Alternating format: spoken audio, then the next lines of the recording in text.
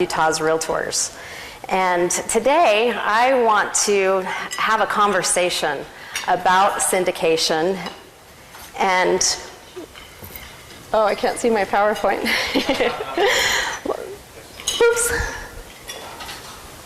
And so just to tell you why we are here, there are a number of reasons. We wanted to have an event that would help pitch the issue of syndication to our customers. We want to make sure that those in the room are coming away from this event with more information than prior. And we also want to open it up to a conversation. And so we hope that you will ask questions, and we have some microphones that will be circulating around the room. And we hope to really start a conversation with syndication because it is an important topic. So many MLSs have been dealing with the issue of syndication for a couple of years now. And when I was back as the CEO in Utah, we had the opportunity to reach out to our brokers on this issue a couple of years ago. And we started by making individual phone calls to those brokers that we knew were syndicating their listings out. And we asked them, how is that working out? Do you know where your listings are? Do you know how they got there? And most importantly, do you know how that is affecting your business? And some people knew, and a lot did not have any idea. They had made some assumptions that the MLS was syndicating automatically on their behalf, which wasn't the case. Some found out that it was their office staff that was making those decisions for them. Some did not have policies in their brokerage. And others thought that they weren't syndicating when in fact their franchise was syndicating. And so we wanted to make sure that the brokers here in MRED understand that there are options out there and choices to be made with respect to syndication. And it is not an easy issue, especially when you're talking about the MRED Board of Managers. MLSs across the nation are faced with multiple options, as are we. Some of them choose to do nothing with respect to syndication and take choices away from their brokers. Some choose to partner with the syndication portal websites.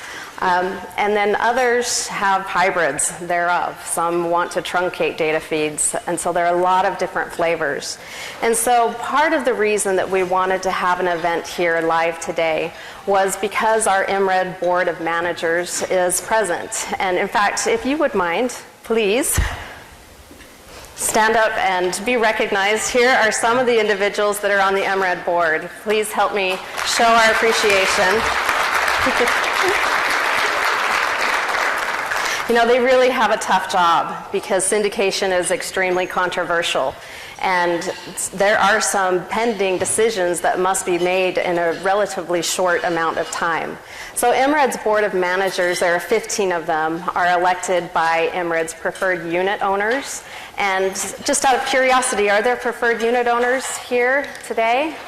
Wonderful. Thank you very much for being a preferred unit owner and electing this very capable Board of Managers. So MRED's Board of Managers have had many discussions about syndication, and I think that one thing shines clear, and that is that the sentiment is that MRED is a steward of your listing data, but we don't own the listing data, and the decision on how that listing data is used really belongs to the broker. And so that is the tone that we want to set here today, is to enable you to make informed decisions with respect to your listing data. There is a decision that needs to be made, as I said, relatively short, and that decision needs to be made before April 7th. As many of you might have heard, the landscape in the real estate industry has changed. News Corp has purchased Move, which owns Realtor.com. Zillow has purchased Trulia and has rolled that into the Zillow group. And Move, who owns ListHub, which is a service that MRED for years has provided to our brokers, has decided to not feed brokerage listings to Zillow and Trulia anymore as of April 7th. And so the decision that our Board of Managers must make is what is going to happen on April 7th. Currently, the numbers are we have over 10,000 listings being sent via List Hub to Trulia, and we have almost 18,000 listings being sent via List Hub to Zillow. And on April 7th, if we do nothing, those listings will cease to go to those websites. And so we have some choices to make as far as should we let this happen or should we do something and be proactive and give our brokers a substitute tool to continue sending their listings to these websites. And if we do decide to do that, we would very much like to do that with a strong license agreement. And so what should that license agreement look like? What are the components? And so I'm going to, a little bit later on today, show you an offer that we have on the table from Zillow and Trulia, now known as the Zillow Group, and we very much want to get your feedback. So today's target is to educate, to have our Board of Managers be here and involved in the conversation with all of you, and have a lively discussion. And then at the end of the day, we will hopefully make a decision, and the Board of Managers has our next meeting set on the 31st of March just to discuss the results that we hear from this meeting. So those are the targets. Now, just to, I'm sure most of you know, but we are being recorded. This is a live streaming event, and so we have a lot of people that are probably tuning in, especially given the weather situation. So if you have questions, please write them down, and then we will have an opportunity a little bit later on to have a conversation here. And for those that are live streaming, we have a couple different ways to get your questions submitted. You can use the hashtag MRED Live, or you can email those questions in to mredlive@mredllc.com. And just as a way of introducing who is in the audience, I want to thank you again, not only for coming, but for those of you that registered. It helped us kind of frame this issue. As of last Thursday, we pulled those that had registered for this event, and it represents 255 managing brokers. And among those brokerages, they represent over 10,000 broker associates, over 23,000 listings, and that comprises about 30% of MRED's active residential inventory. And that's just those in attendance that registered for this event. This is a lot of information. A lot of people are being affected by the decisions that are going to be made with respect to this. And so I think it might be prudent just to remind everybody that we are subject to antitrust laws here. This is a group of competitors, and we need to make sure that we are abiding by antitrust laws and not doing anything to restrain trade. And so we want to have a lively discussion, but if it starts going into part of this territory, you might have to see this slide again. So hopefully this is the last time that it comes up. So we have a guest speaker here, and his name is Luke Glass. I have known him for many years, and I'm very happy to introduce him. He is the Executive Vice President of Industry Platforms for Move, and he is going to explain a little bit more about syndication. So please help me welcome Luke Glass. Thank you.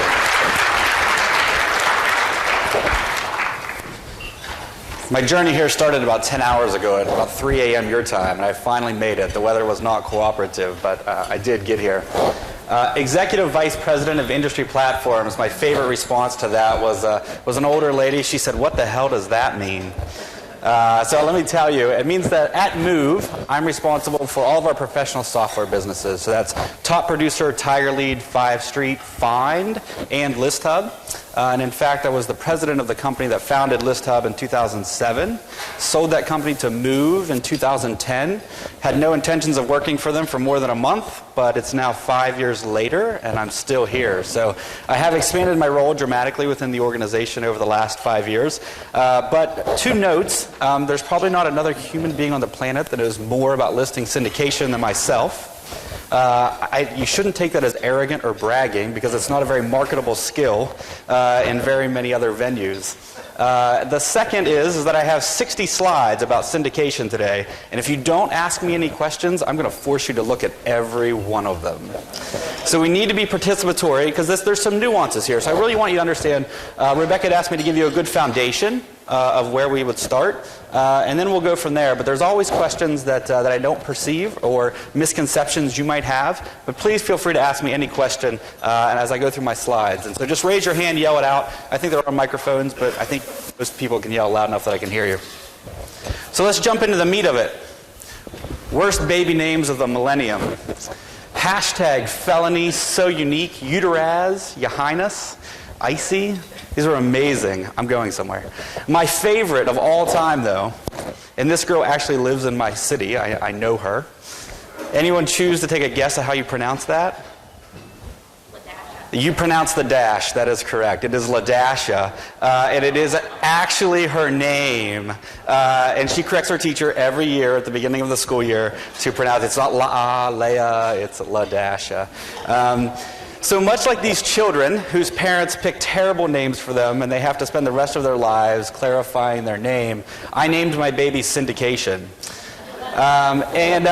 It wasn't without it wasn't without questions, right? Do you mean like a crime syndicate? Do you mean like TV syndication? Do you mean like a real estate syndicate of investors that get together to spread risk across investment properties? I should have known early on it was a terrible name for it. However, we plowed through, just like the mom who named their kid Felony. We kept calling it syndication, when in fact the entire time we should have just been calling it advertising. It's what you know as advertising. I think we confuse the world by calling it syndication or listing syndication.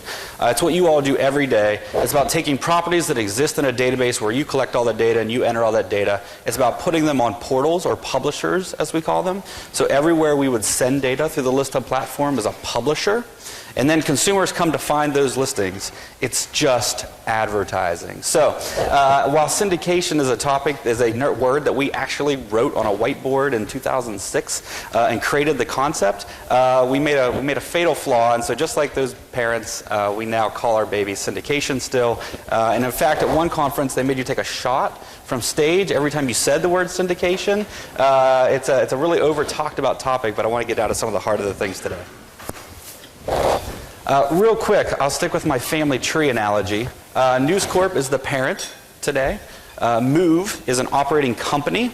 And then within Move, we have various products. So within Move, there is Realtor.com, Doorsteps, Top Producer, Tiger Lead, ListHub, Moving.com, Senior Housing. I know we need to work on our branding. We'll deal with that in a separate panel. But this is the family tree.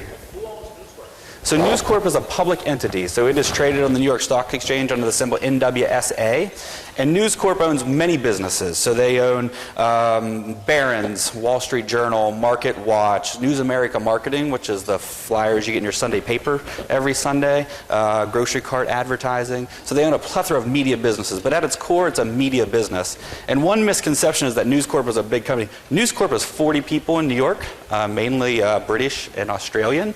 But all of the businesses underneath them operate as total separate entities. So Move has its own CEO, CFO, Chief Marketing Officer. Wall Street Journal has its own CEO, CMO, Chief Technology Officer, etc. So News Corp is just the parent company. And just to go back 3 years, Fox Pictures and News Corp separated. They were one company. They are now two totally separate companies traded under two separate symbols. So News Corp got all the media businesses, and then Fox got all of the TV, cable, production companies. So they are two totally different entities at this point. Any other questions on that? I have more slides on that at the end, but I wanted to kind of set the stage up that, within Move there are a couple brands and companies. Yep.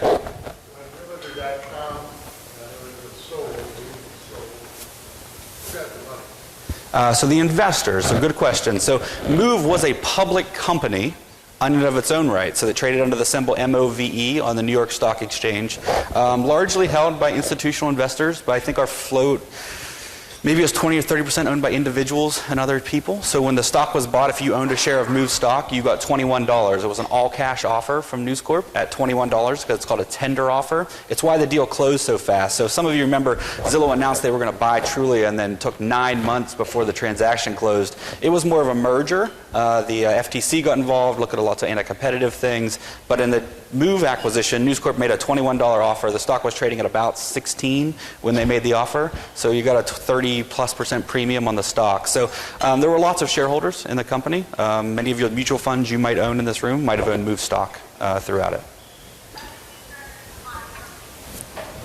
All right, we'll get into the weeds a bit. Just to give you some sense of where the ListHub network is nationally, Rebecca shared some of the numbers for here in MRED specifically. 550 MLS data sources. I believe it's now over 600. We actually bought Point2 a little over 9 months ago and integrated them into our platform, as well as took over a lot of the syndication for SEI, which is another MLS systems provider. Represents 160 publishers. Remember, publishers are anywhere you send data. So Homes.com, Zillow Group, the Real Estate Network, and there's 160. In your market, you probably only see about 60 choices because a lot of them are niche, like Baltimore Jewish Life doesn't want your listings from Chicago. They only want listings in the Baltimore area. So some of them are very niche. Ski Utah would be another one. There are little sites that only take listings from certain places. If you represent properties from Fannie Mae, you know that ListHub syndicates your listings to Fannie Mae to their back-end system to keep them synchronized. If you belong to Keller Williams or Realogy, you know that you can pull your listings directly out of the MLS, get them synchronized with your franchise back-end systems so you don't have to re-enter data. We call all of those things publishers. So those are all places you actually send data. That's 2.5 million listings represented by about 55,000 brokers today. So it's about 88% of the listings in the United States are now in the ListHub platform going somewhere. So 55,000 brokers. So a little bit of history. ListHub launched in 2007. We sent 0 listings, 0 places. We started with Columbia, South Carolina, sent all their listings in the MLS to Google Base at the time. So that was our very first customer. And that was called an opt-out model. So we'll learn things as I tell these stories. That meant the MLS sent all the listings to Google Base, and then brokers within the Columbia, South Carolina market could opt out, turn things off. About 30% of the MLSs in the country do it that way. They send all the listings to places and the brokers opt out. The other 70%, or the majority of MLSs in the country, are what we call opt-in, meaning that on day one, 0 brokers are sending listings 0 places, and every single broker has to create an account, review what they're doing, select where they want to send data, and opt in. MRED is a 100% opt-in market for all the publishers in the ListHub network. So every single one of you that are using ListHub today created an account. You came to listhub.com. We had human beings make sure that you were actually the designated broker. We checked your name against your website, your phone numbers. If there was a red flag, we called you and said someone in your office tried to do it. So we validate that you are who you say you are when you create the account. And then you make your decisions about where you want to send your listing data. So within that, some brokers send to every publisher in the system. Some brokers are selective. That number is really kind of fluctuated. I say right now it's about 70-30. 70% of brokers send their listings to every possible publisher. They view it as pure advertising. They don't care where it goes. And 30% are a little more selective. Yeah, there was a question right here.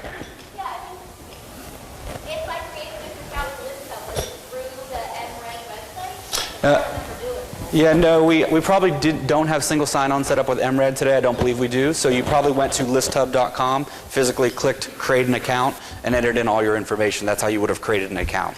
So all 55,000 brokers would have done that. We have SSO in a few places, but it's really pretty limited. Hey, Luke? Yeah? Can we ask everybody to just take a pause for a second and speak into the microphone for the people when you have questions? Because we've got sorry. people streaming and they can't hear the questions that people are asking. Thanks. Sorry, I broke Jeff's rule. I told you not to get a microphone earlier. I want to point out one thing, though. So Realtor.com was, prior to buying ListHub, Realtor.com has had feeds set up with every MLS in the country for 18 plus years. So Realtor.com did operate outside of the ListHub network. So you have an existing feed as an MLS to Realtor.com. And that feed is an opt-out.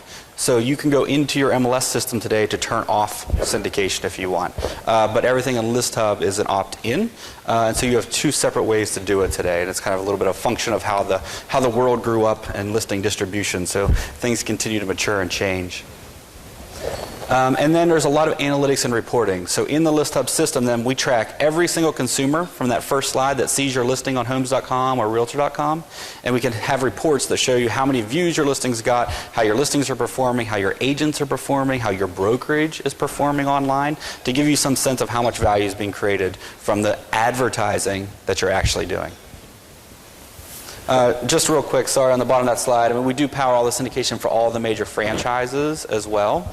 So if you're a franchise in the room, like Century 21, Coldwell Banker, any of the Realogy or Keller Williams brands, we're syndicating for you out of your franchise database, which would be like the Crest backend. If you're Realogy, it'd be the KWLS backend. If you're Keller Williams. So you most likely don't have an MRED, MLS connected list hub account. You most likely have a franchise connected account, and that's where we do your listing distribution from. And what happens then is your franchise or organization may have a direct relationship with the publishers that governs how those listings are displayed differently than if you aren't part of it. So if you're a Keller Williams, your listings look different on some of the publisher sites than other listings that just come from other brokers that aren't in the Keller Williams network. So we do make that distinction when we distribute all the listings. It is as simple as it sounds from your perspective. You simply have a dashboard. You choose where you want the listings to go, and that's it. But however, there is two critical components that you set up as a broker. One is what we call the redirect link. So when someone finds your listing on homes.com, there's always a link that says click here to get back to the broker's website, click here to get back to the agent's website. Whatever you set up, we will set up that redirection link for you custom to get it back to your brokerage website. So all of our publishers are required to have a link on their site that gets it back to your destination. And the second and more important in today's environment is lead routing. So you can then come into List Hub and set the lead routing. So the default is, if you don't do anything, we're just going to send the agent's email address along with each listing. Leads will go directly into your agent's email inbox. They'll go directly into whatever email addresses exist in the MLS system. Brokers who have e-teams, brokers who have specialized lead routing tools, you want to get it in your lead router system if you're a Realogy customer. If you want to get it into your back-end lead routing system, you can go into the List Hub today, set up that all of your leads need to get routed to a single routing email address, and that way your listings, no matter where they're at on the web, those leads will always route to your lead routing email address. So every broker is different, and every broker has a different philosophy. If you're a RE/MAX broker, you're probably sending all the leads right to your agents because that's your model. If you're an independent or you're someone who charges referral fees and you view this as something you're providing to your agents, the lead routing becomes more important to you because you're now creating how you control leads, especially if you as a broker have bought product from homes.com or other places, and you want to route those leads accordingly. So lead routing is the second big component that's really critical when you think about listing distribution and quote-unquote advertising. I wanted to give you a sense of where you can choose to send listings today again. We have what we call the industry sites, which is our real estate network. So a couple years ago, the NAR passed a rule that Century 21, RE/MAX, Coldwell Banker were not actually members of MRED. They were franchises, so they weren't a participant. So they didn't have rights to IDX data like you do as brokers. So because they didn't have rights to use IDX data on their franchise sites, they joined the List Hub platform. So every one of you in this room now today has the ability, if you want, to select to put your listings on the RE/MAX corporate site, Century 21 site. They've always been there prior. But when NAR passed the rule that they didn't have access to IDX, those franchises made the decision to go ahead and go to an opt-in model and allow all of you to decide whether or not you wanted to send your listings to them. The next group is what we call the kind of Fannie Mae, Freddie Mac group. So if you list any properties that are represented by Fannie Mae or Freddie Mac, this is how you get your listings synchronized with their back-end systems. And I talked a little bit already about getting your listings into the back-end systems of your franchise systems. There's all kinds of sites like LandWatch, Homes and Land, Realty Track, the Real Estate Book, Home Finder. Those are kind of your national publisher sites. And lastly, we've expanded to a lot of global. Chicago is a market where you might want to think about international. This is not a free product. International distribution costs money. 7% of buyers today are international. That number is growing pretty fast. In some markets and in some neighborhoods, you see it as high as 30% of transactions now are international. So if you want to take your market and you want to take your properties and get them international, we also offer that today as well. There are requirements to join the List Hub network. You don't get to just join. So Rebecca talked a little bit about what terms under which do you get to syndicate data. We have an MLS reference guide, which Rebecca will have the link to, and she may distribute something after the meeting. We have a site that answers every possible question you could ever imagine about syndication. It's actually a pretty functional site, searchable and indexable. You want to go there if you want to really dig in and understand all the requirements. There's a list of 22 to 25 requirements that require of every publisher to join the List Hub network. You must update every day. The listings can only be used for consumer display. You can't package up all the listings and sell them to moving companies. It may only be used after when it's on market. So when a property goes off market, you must remove it from your site, remove the photos from the site. So if you're using ListHub today, all of these requirements are in our terms of use with every publisher that receives listings. So our goal at ListHub is to create a fence, a boundary, around anyone who joins our site that you can feel comfortable that they're at least adhering to a basic set of rules before you make your decision. Then as you're making your decisions about where to send data, it's more based on the advertising model. Do you or don't you want your listings there? You know your data is protected. They're not going to send it anywhere else. It's not going to get re-syndicated. And if any of the sites actually power other sites or power widgets on other sites, they're all listed within ListHub so you can see what other sites they power. So as an example, if you send your listings to Zillow, they were also going to be on Yahoo. If you sent your listings to Homes and Land, they have a whole network of sites underneath that as well. Yep. I saw a commercial recently for Zillow that said that now featuring historical data. Yeah.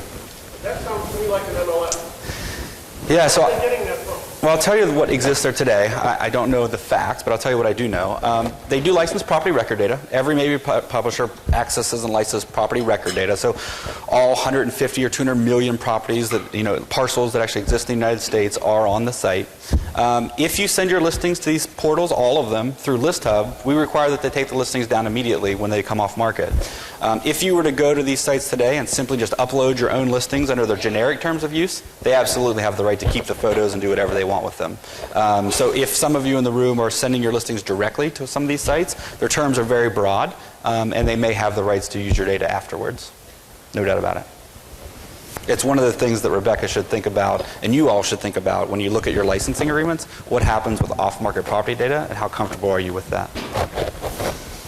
On the two previous screens, I saw Freddie Mac and Fannie Mae. Those hot properties have anything special, or they fall under the regular category? Yeah, I should have clarified. So the only properties we send to Fannie Mae and Freddie Mac are properties they own. So if Fannie Mae owns the house, they foreclose, they're now the owner of the property, they come to you and list it with you. They want to know what data you collected. So they want all the photos, they want to know that you put it in the MLS, they want to know that you were doing your job. So what we do then is we aggregate all that data for Fannie Mae, but only their properties. So if you and your brokerage only have one Fannie Mae property that you currently have, we only distribute one listing to Fannie Mae. So it's not an outlet for all of your properties, it's only an outlet for the properties that you manage on their behalf as the seller.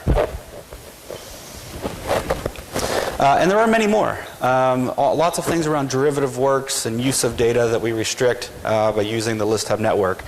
We took our role very seriously. In fact, every week we probably get 2 to 3 requests to become a ListHub publisher, and probably per month we add 1 or 2. So again, 6 to 10 requests per month. We do background checks on all of our publishers, Better Business Bureau checks. We look at how they're going to use the data, and then we have a pretty in-depth contract that we actually sign with each publisher to make sure that they're adhering to a strict set of guidelines that protect the data. So it's one place that you can understand that everyone in our network is agreeing to a certain amount of protection.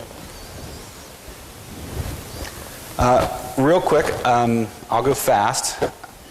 Syndication and IDX are different. Syndication, again, is you controlling where you send your listings, only your listings. So when you log into your ListHub account, it's only your 50 listings, and you get to decide what you want to do with them. IDX is the process by which the MLS provides you all of the broker's listings in the market to display on your brokerage website. So they both still involve data aggregation and listing distribution and the on-dynamic display of listings, but governed by 2 separate rules and rule sets. IDX is how you all agree to cooperate and share listings with each other on your own broker websites. Syndication is the kind of antithesis of that. It's you deciding what you want to do with your own listings. Does that make sense? Because if you don't get that, it all gets fuzzy from there. Good. And I just want to really drive the point home. ListHub does not send the data anywhere. We're just a platform by which you choose where you want to send your data. So we can think about this side of our business as FedEx. My grandma has come to our Christmas party for 13 years in a row, and she said, I still have no idea what the hell you do, but you throw a great party. So I try to explain it to her as FedEx and Nielsen. So on one side of our business, we're like FedEx. You tell us what package to pick up, where to send it, and we'll send it. In fact, we track it. We track when you put it in the MLS. We track when you make a price change. We track when we send it to the publisher. We track when they pick it up. We track when they display it. We get a link back to make sure that it's displayed on the site. And so it's much like FedEx when you go and put that parcel number in and say, where's my package? You know it's in an Arizona processing facility and it's on its way back. So that's what we do on one side of our business. It's completely like FedEx. FedEx doesn't come to your house and just ship something without your permission. Neither do we. So we only send data where you tell us to. And on the other side of the list of business is all the reporting and analytics. That's much like Nielsen. So then we track everything that's going on with your listings on the internet. And that's how we actually make money. So then we actually license reporting products to you for you to buy to understand how your listings are being viewed online. So FedEx on one side of the business, Nielsen on the other. And that's kind of how that's the easiest explanation I've come to find. Questions? All right. Do data protections matter? I'm just going to give you one example, right, of data protections and what happens out there without thinking about, and it's why this event's important for you all on your board to think about what the protections need to be. This is actually a listing. Oops. This is actually a listing on one of the publisher sites. You can see in the top left there that it's a for sale by owner site, and you can see the photo is actually a watermarked and kind of copyrighted photo from an MLS system. So if you upload your photos to one of these sites and without terms that protect it, after the property goes off market, they're keeping the photos. And when that homeowner comes back on to sell the house and says, hey, I want to sell my house by owner, all the photos that the agent took are right there for them to select and put on their for sale by owner listing. So these are actually watermarked photos coming out of the MLS that the owner can then pick up and use to market their property as a for sale by owner 1 year down the road, 2 years down the road, 3 years down the road. So now that listing distribution's had enough time to kind of happen, this is some of the things we're seeing. So it's why data protection has become very important. This is one example of many things that can happen with your data if you don't have some basic protections around what it needs to be done in the market. Oh, we had animation. There were more of them. Real quick, there are trumping rules at play, so you should understand that if you have an MRED account and you have a Keller Williams account, or you also syndicate through Realogy, if you're syndicating multiple times, it does you no benefit. It actually detracts, so getting multiple listings on the site doesn't really happen. They employ really complex trumping rules. So if you send a listing and you're a Century 21 broker in MRED, and you send it from your MRED database and you send it from the Crest database, 99% of the time the Crest listing will win, and it'll overwrite what you sent from the MLS. Doesn't work all the time, but this is how you can see how accuracy problems start happening on all the sites. So as brokers, if you're using more than one way to send your data, or if your agents are hand entering listings onto sites and you as a broker are also doing listing distribution, creates lots of downstream problems with accuracy, and it's why you see accuracy problems. So List Hub is what we call an MLS connected solution. Everything we distribute is from the MLS, so we know it's accurate, timely, and as up to date as it is in your system. But there's lots of non-MLS connected ways to do it as well. So ranging from agents doing it themselves to virtual tour providers doing it, print publications doing it, your IDX company doing it without you even knowing. There's lots of ways. In fact, Trulia does a Trulia direct reference program, and they can tell Rebecca who the top 10 offenders are in your market. In fact, you guys might already have that report. I'm not sure. It tells you. So Jeff's shaking his head yes. You already have that report. So it's happening, right? So you're sending your listings through one way, and it's also getting there another way. When you pull listings off the market, they keep going through that other feed because the other company's not sophisticated enough to do a kill file and take listings off the site. They're good at sending them. That's easy. They're not good at getting them down. So one source of syndication. Make sure you understand that you need one place to control it, regardless of what you're doing. Don't try to syndicate 2 or 3 times from 2 different places. It causes lots of problems. I won't bore you with the rest of the details.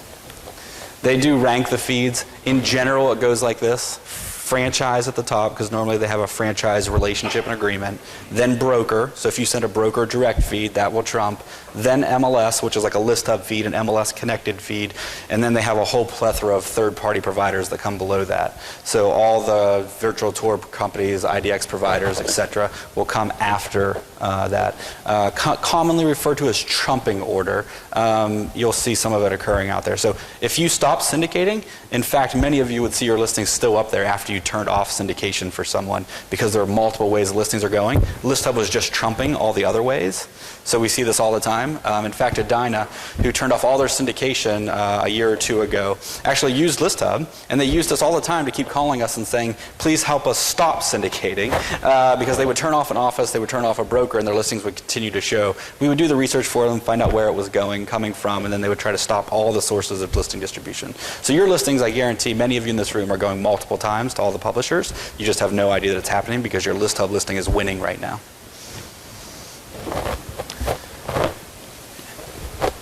And I had an abundance of slides on this topic. We'll keep going. We talked about this already as well. And accuracy, again, I think that one of the number one questions we get is why is the data inaccurate? And fundamentally, it's because there's multiple ways the data gets to the publishers. There's no one way. So fundamentally, that's what causes a lot of the problems. You do have the nefarious agents who upload properties that have sold, etc. On Realtor.com, you can't upload properties directly, but on most of the other publisher sites, there is a way for you to get your listings on there one by one. And matter of fact, a lot of providers think they're doing you a benefit when you sign up for your virtual tour and they're going to syndicate it for you, but in fact, they're actually causing lots of problems online with your listings. And the other is frequency of updates. And so I think there are some places that update once a week. ListHub updated every 6 hours, so we updated every publisher every 6 hours. So all 160 publishers would get a feed from us every 6 hours to be updated. So we now hit the fork in the road. All of that I just told you was for everything that we do for you today. I wanted to characterize kind of what happened. So ListHub signed an agreement with Zillow in 2010. So it was a 4-year agreement. It was right after the acquisition of ListHub by Move. So we had a long-term agreement in place. That agreement expires on April 7th, 2014. So leading up to that, almost 6 months ago, we'd been working with Zillow. Clearly a 4-year-old agreement. There are topics that don't even exist anymore in the agreement. The landscape had changed pretty dramatically. So we'd been going back and forth on talking about new terms for a term sheet. We actually had every intention of continuing to provide the service. And in early January, Zillow actually told us they weren't going to turn a turn of the red line term sheet that we had sent them. We felt like we had put forth very friendly terms for the industry. So in fact, we felt like they were so friendly because we didn't want to be perceived as we turned off Zillow. We actually published them. So Rebecca also has the link. We actually physically published the term sheet that we provided to the Zillow group because I know what a benefit ListHub was to the industry to have a single source to manage all of this. It's now put Rebecca and you as the board to have to make some decisions about how you're going to handle it, put you in the broker world as trying to figure out a way to handle it, whether to syndicate, not to syndicate, and if you do, how. So we really put our best foot forward trying to make that happen. So again, if you'd love to read those terms, we published them. We thought they were very industry kind of friendly terms, and I doubt one of you in the room will say after you read it that they were industry unfriendly. So we did our best to try to deliver that single platform. Zillow made its own choice for its own reasons. I don't know what those are, to go a different route, and so that's where we're at today. I currently have a listing that is priced at $859. My clients have gone to Zillow and they see that the listing is listed for $998. Can you explain this to me? That's a good one. There's a couple ways that it could have happened. The homeowner could have actually logged in 5 months ago and made a make me move price. They could have stated that for $998, whatever the number you said, I will move. Then a couple months later, they may have decided to list their property with one of your agents, and their agent priced it at $895. And perhaps the trumping is not working. Perhaps there's 2 syndicators sending the data. One just mucked the price up and didn't get it right. If you're part of one of those franchises, are you part of a franchise? No. There's also another database where the price could be wrong. So there's theoretically lots of ways it could happen. But if you're using ListHub, we offered 100% free support. So you could always contact anyone. We would track the issue down for you and get the price changed. So we were always there to help support that for... Within your ListHub dashboard, if you're a free customer, we have 55,000 of them, you get free electronic support. So fill out a lead form, fill out a box, send it in, we'll get the response, we'll email you back. If you're a paying customer, there's a phone support, you can call us and we'll do it. So you can always log into your ListHub dashboard. We absolutely do offer free support to all 55,000 customers, even if you're a free customer of ours. And there was a question in the middle, I think. Hello, hi. Yeah. Last week I listed a ranch for $679, and someone through Trulia hijacked my listing and made it a rental for $650 a month. And then they said, please send your cash here. And it was a really bad scam. And I had about 10 phone calls to me. And I'm like, it's not a rental. And I don't know how they got that information. But I immediately called fraud because and I filled out a form, and I told everyone to fill out a fraudulent form online. But does that happen very much? Do you see that? Yeah, we can find examples every day on the site. Do you protect us in any way? Because my client never even knew about that. I handled it so fast, but she would have been very upset to see that she was a rental versus a sale. Yeah, so there's kind of two answers to that. One is we absolutely stand by the accuracy of the listings that we send. So if you as a broker are using ListHub and you have inaccurate properties on the site, we will help you work through that. However, because all of the publishers, most of them take listings from elsewhere than just ListHub, that listing came from some other feed. I don't know what other feed it came from. Could have been hand entered into the site. Could have come from a third-party syndicator or aggregator that wasn't ListHub. But if you're a ListHub customer, we will help you kind of track down how it got on there. But the best part to get it solved the quickest is to call the fraud department at Trulia, perhaps, and they will take it down as quickly as possible. But it does happen when you allow for single listing posting. It kind of becomes open to that. No doubt about it. No doubt about it. Yep. The discussion of ListHub and Zillow and Trulia. One thing that I like when we talk about ListHub distribution, we can say we go out to every major site and 900 others, and sellers like that, a tremendous exposure. When I run a report on where people go to look at properties, it's Zillow, Trulia, and Realtor.com, and really nowhere else. Yeah. So it's a real concern that ListHub is not going to Zillow and Trulia, and so how do we solve that issue? Yeah, so two answers. One, we will not be sending listings to Zillow Group after April 7th. I mean, that's a fact, so it's not going to happen. We won't send listings to someone that won't agree to the base level of terms that we believe protect the data. So if they're unwilling to sign that, then they have to get the listings another way. We absolutely will include their metrics on our reports and analytics. So when you run your reports, even though we're not the ones distributing the data, there are still viable ways. In fact, Realtor.com, we have all of their metrics on the reports today, but aren't the engine that powers the listing distribution today. So in fact, we can actually make that work and have all of your metrics still on there. He's also referring to on his metrics, there's a long tail. So there's other 70 or 80 places you send. There's two value propositions. One is you want to tell your seller you're putting it everywhere that you possibly can to sell the house.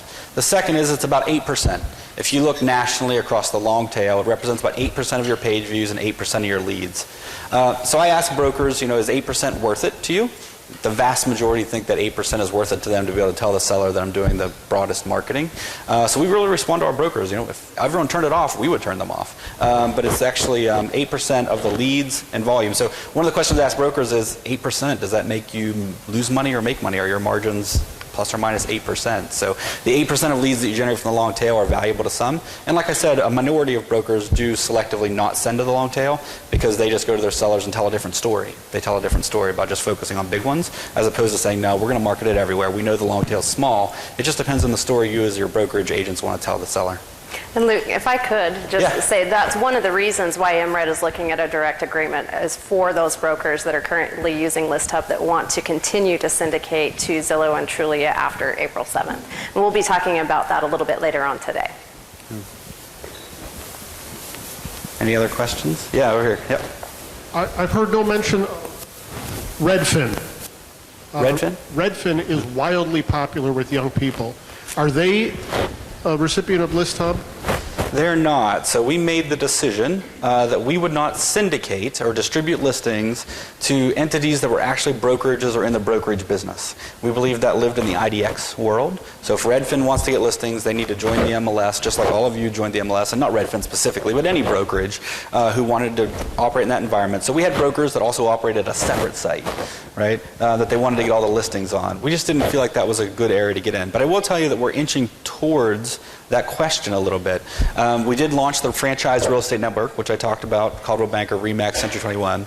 We've recently launched an MLS real estate network. So Houston Association of Realtors in Texas has now said, hey, we have a popular website. Every broker in Texas now has the option of whether or not they want to put their listings on the Houston Association of Realtors MLS public website. You don't have to join the MLS. You don't have to pay any fees. It's strictly an advertising medium for you, no cost to the brokers to put them on there. So MLSs are offering that ability region-wide or nationwide. We should be announcing 3 or 4 more in the near future. So you can see we went from the franchise real estate network to the MLS real estate network. In fact, we also just launched the leading real estate companies of the world.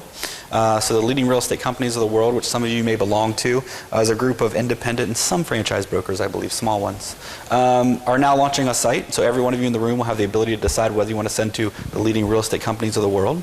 So then the question is should ListHub offer the ability for a broker to have national search on their site? We haven't got there yet, but I'll tell you it's pretty highly requested that lots of brokers say, why can't I have national search on my site? Because if you only have an office in the MRED territory, you're obviously limited to having a Chicago-based search. But you have clients that may live around the country. You may have clients in Chicago that want to move other places, so why can't you serve them on their website? I have no idea where that one's going to go. It's still an ongoing debate in the industry, ongoing discussion. It's not a debate as much, but we'll respond to the industry demand. I don't think that's our role, but our role is to kind of facilitate what brokers want. And we have heard that request, not from Redfin specifically, but from other brokers that want to have a bigger search area. Luke, Redfin is a brokerage in our marketplace. Yes. They have office and agents, so that is why you see the listings on Redfin. You don't syndicate to them, Yeah. but they do have all the listings. So so there are no brokerages on the ListHub distribution platform today, except for the franchises who are franchise organizations. Yep. So there's no open discussion going on with Zillow at this time. 0. Is there I don't know if I could be anything more emphatic. that we can do to encourage the discussion to start back up again that you would recommend? Or is it best to just let this syndication conversation go there later? It's a great question. I've spent my entire adult life in the real estate technology space trying to build a single platform. I'll tell you a little bit about my vision. I think this was one of the things at the end. But one of my visions for this industry is that it needs a single clearinghouse for listing data, a single clearinghouse for lead data, and a single clearinghouse for agent data. It probably doesn't affect you as much if you're a broker with 10 agents just in the Chicago market, but every broker that goes across an MLS boundary, every broker that has multiple offices, every broker that has leads coming in from 100 different sources will have issues. So I believe that the industry would best serve itself by having a single platform. So to your question, right, my vision would be that you have, as an industry, a single platform to distribute all your listings, a single platform to take all your leads back in, a single platform to manage your agents so that you don't have agent IDs across the offices and agent IDs across MLSs. I mean, we have agents that have up to 8 agent IDs, right? One for the commercial office, one for the residential office. Then they're in 4 MLSs, so then they have one for each one of them. So they have 8 agent IDs. So it gets really complicated in the back end. So I do think the industry as a whole needs to move towards that. Do I believe that Zillow and Trulia and the Zillow Group leaving the ListHub platform actually threatens that vision? I don't, because I believe there are 2,000 places that you distribute data to across broker websites, MLS public websites, franchise sites, all the third-party products that you use that MRED already has data licensing agreements with. I think we can still solve the problem without Zillow Group being in the ListHub platform. Now, does it create a nuisance for you particularly that you have to go in and select to send data some other way or decide not to send your data? Yes, it does. But it doesn't change my view of the future that we still need that as an industry. So I have a lot more slides that go... Uh-oh, we died. They wanted this slide. Go ahead, let's ask questions while... Go ahead. I'm a little confused. Yeah. Let's say, now this agreement goes bye-bye. Is there a conduit for individual companies outside of MRED to syndicate to Zillow? Yeah, so Rebecca will probably talk about specific options, but there are other ways to do it. So your IDX companies or other companies, but it comes down to how the MLS wants to think about it to some degree. Some MLSs, I think Rebecca outlined, are doing nothing, saying the brokers need to manage this themselves. It's advertising, not my role. Some MLSs feel like it's their basic role to create a standard agreement at a minimum and then let brokers opt in or out of things. And then some MLSs, I told you, send all their listings and think it's their role to advertise. So it just depends on your market where you think you guys reside. But there are other companies out there that do listing syndication and distribution that you can use. The second part of that would be, if I'm Zillow and I've got this very easy feed on a large market segment, what would be my strength, or what would I gain by not letting that roll? Yeah. That's a great question for the Zillow group. I think it is a good question, and one that Rebecca's in dialogue with. Would you care to make a guess? No. I do have an opinion. Listen, if you're American Airlines, do you really want to buy your jet fuel from Southwest? Are you scared to buy your jet fuel from Southwest? That would be my guess, right, is that ultimately they made a decision that they didn't want to be on the ListHub platform, but again, that's a supposition. They made a business choice to go direct, whether it be direct to brokers, direct to franchises, direct to MLSs, direct to agents. They decided that was the best path for their business, so you'd have to ask them specifically why they made that choice then. And I just wanted to clarify that MRED absolutely is looking at a way that you can send your listings to Zillow outside of the ListHub platform. And that's one of the major reasons that we wanted to have this event today, is to discuss that very option. I have a lot of slides that say ListHub's vibrant and growing, and I'll just click through them fast. All new reporting interfaces for brokers, ability to look at property types, agents, who's getting the most property views across the office. Also new map-based kind of metrics to see which geos and which zip codes are doing. In fact, there's advanced property searches now where you can go in and say, before you go on a listing appointment in a certain zip code, look how $300,000 to $400,000 houses are doing in specific markets, right? Is traffic up? Is traffic down? Consumer demand and consumer interaction with data is a pretty good leading indicator of what's happening in markets. So if you have enough page views and enough traffic, you can start to see trends before they get to pending homes, before they get to sold homes data. So Jonathan Smoke, Realtor.com's first economist, uses a lot of this data to try to look at leading indicators, both across Realtor.com as well as the other metrics, and decide, if they're leading indicators. So in your market, for your particular listings, you should be able to see some trends there as well through some customized reporting. We also have listing presentation flyers. It goes to the gentleman's question in the middle, which is, are you the brokerage that sends it everywhere? Are you the brokerage that really focuses on sending it to 5 or 6 places that are more targeted where you spend money? We look at all the publishers side by side. This is the email template that you send to the seller when they get the report. One of the primary objectives of ListHub is to communicate with the seller. So your seller gets a report every week that talks about how their listing's performing online. Basic. You're not supposed to look at your slides, but I'm going to break the rules because I don't know what the next one is. Again, communicating with your seller. Seller communication tools that tell you what's filled out. Every week, whether you're paying or free, you should now be getting a report telling you how many places you send your data, how many new listings came on the market, how many listings were off the market. If you're not getting that, you can ask me. You should be getting that every week.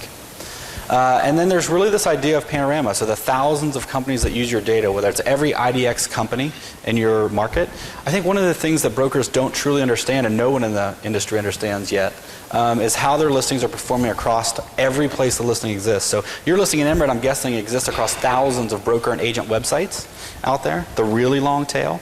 I don't know if that makes up 5% of your traffic, 10% of your page views, 20% of your page views, but I have a feeling that if you stack ranked Realtor.com, Zillow Group, your MLS public website, I don't think you have one, franchise sites, your brokerage website, agent sites, and all the other IDX sites, I think you'd be surprised at how much of your traffic comes from some of your endemic things. So one of the things we're doing is trying to look at reporting across a broader scale and all of the MLS activity that's happening inside your MLS. So how many saved searches are set up around things, trying to aggregate all of that reporting metrics in one spot.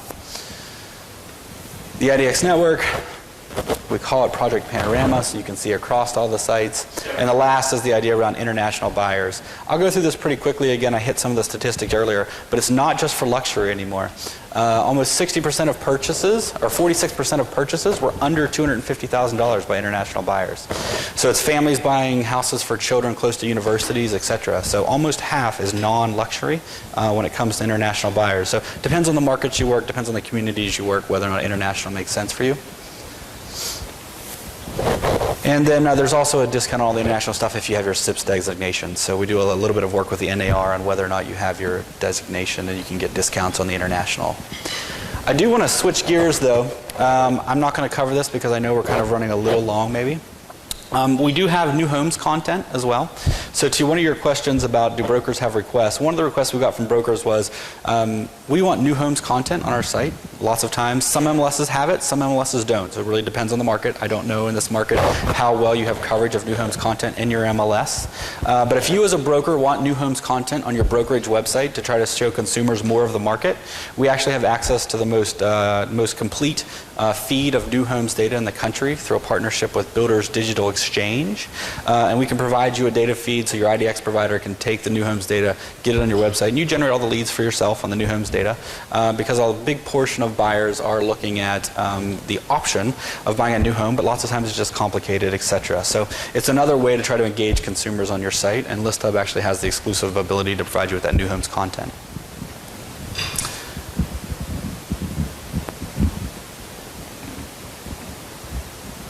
We talked about training already and support, but we have lots of ways to support you all.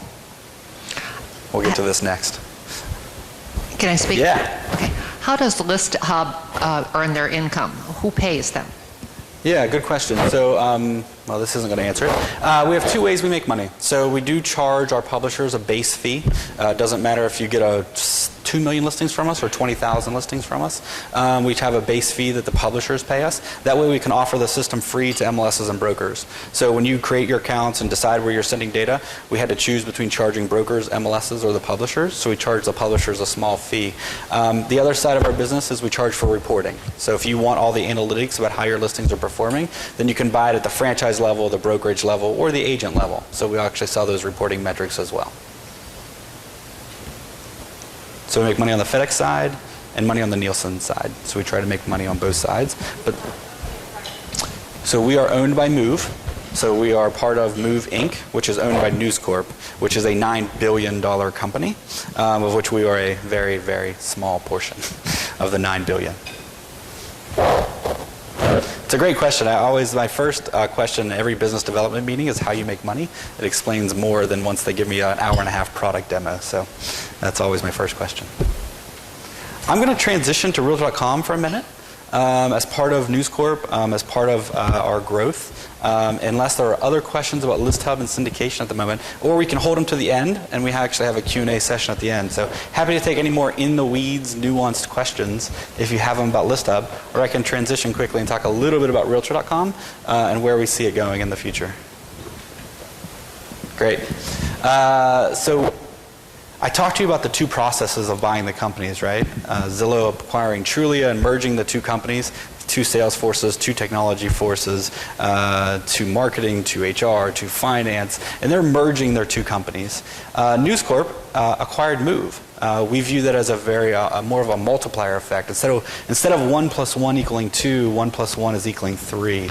So while Zillow is doing all of their Zillow Group merging, we really believe Realtor.com's really poised to grow much faster than our competition. And in fact, I'll share some of the numbers for you where it's actually playing out. So you can see this is unique user growth. So top of the funnel, those big numbers that you see on unique users. So that's Zillow at the top. And you can see that Real.com has passed Trulia for the first time in a year. So we're now the number 2 site. We actually closed the gap from last July and are now actually larger than Trulia. Those numbers are pretty small on the right, but we're growing 47% year over year. Trulia in the 20s, I believe, and Zillow 41%. So we're actually growing faster than our competitors on a year over year. So we're closing the gap with even Zillow at this point. So we were really excited to see the February ComScore numbers come out, whereas Real.com is now kind of back in the number 2 position, and we've kind of seen really continued growth on that side of it. The second statistic is just as important. As we grow traffic, we want to trend towards the first-time home buyer, right? Those are the unaffiliated people that want to connect with you. They're not your referral customers. We want to trend the audience younger.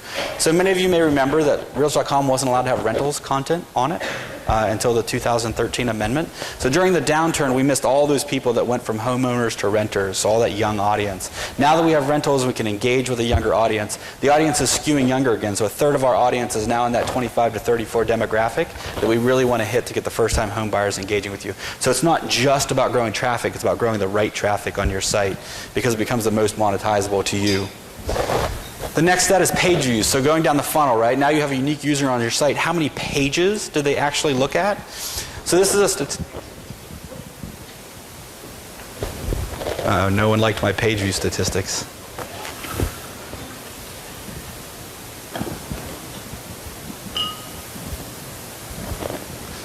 you want me to take over or you got it? All right, I'll go back. Yeah, so here we are, page views. An area where Real.com's always been stronger than Trulia, and again, growing faster than both of our competitors. So growing in the 50% year-over-year range, where competitors are growing in the 20%.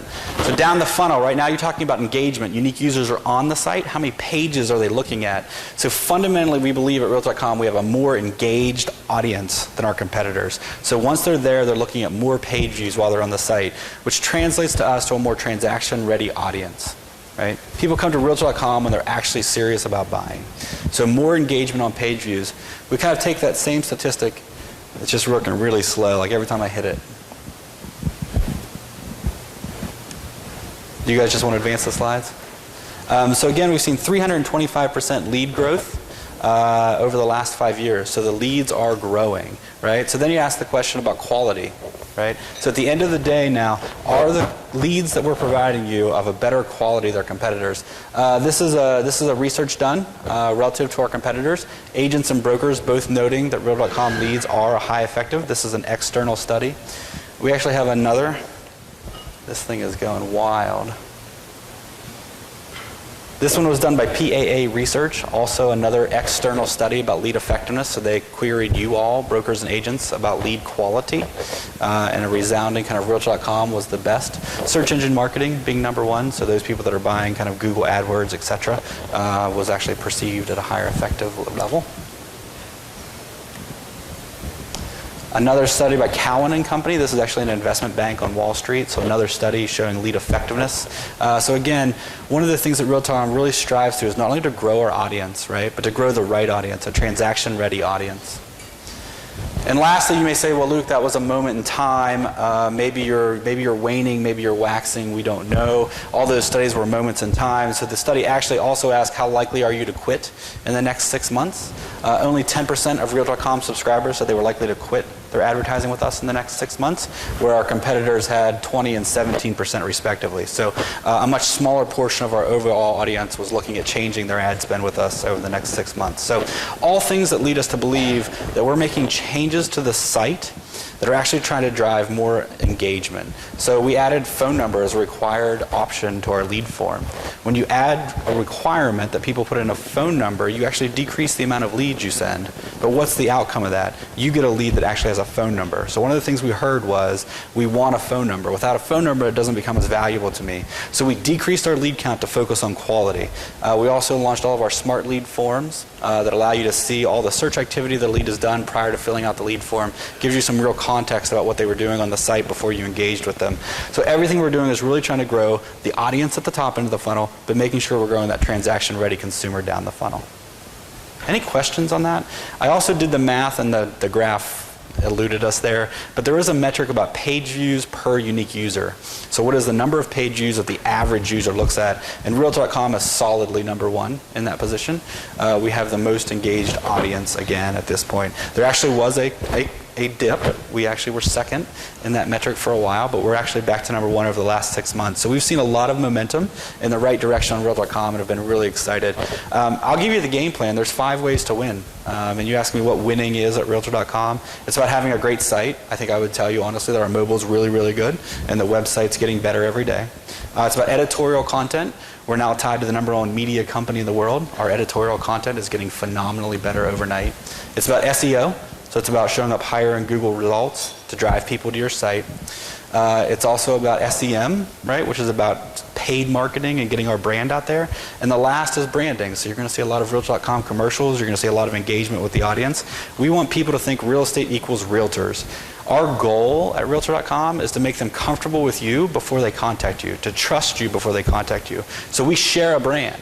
Right? And so it sounds cliche sometimes, but we do share a brand. And so our goal at Realtor.com is to make sure that they trust you before they reach out and contact you, that they believe in our accuracy, that we don't put estimates on for sale properties, that we don't commingle FSBOs on the site. Right? We don't do those things because we want them to understand the value of a realtor in the transaction. And I will tell you emphatically, News Corp did not spend $1 billion on Move to change the brand. They spend $1 billion because they believe in the brand. They believe in what realtors do to help someone in the transaction. They believe what realtors do to help the communities. It kind of goes back to a lot of their newspaper roots. where they believe there's a real community-oriented effect to what they buy. So everything they have needs to have some social good to come from it. So there is no branding change. People ask often, are you going to change the name from Realtor.com? My God, no. That's what they bought. They bought it because they believed in the brand, and they bought it because they believed in the professional in a real estate transaction. So with that, any questions about News Corp I'm happy to take. I don't know a whole lot about all of those other businesses, but happy to take them. How much of their traffic do you attribute their price estimates? It's a great question. I mean, it's hard for me to know the number, but I think the estimates on the other sites was certainly the hook up front. Right? Certainly the hook that got it growing, and I still think it's a core part of their off-market audience. So if you ask me Realtor.com, what are the vast majority of people doing on Realtor.com? They're looking at for sale properties.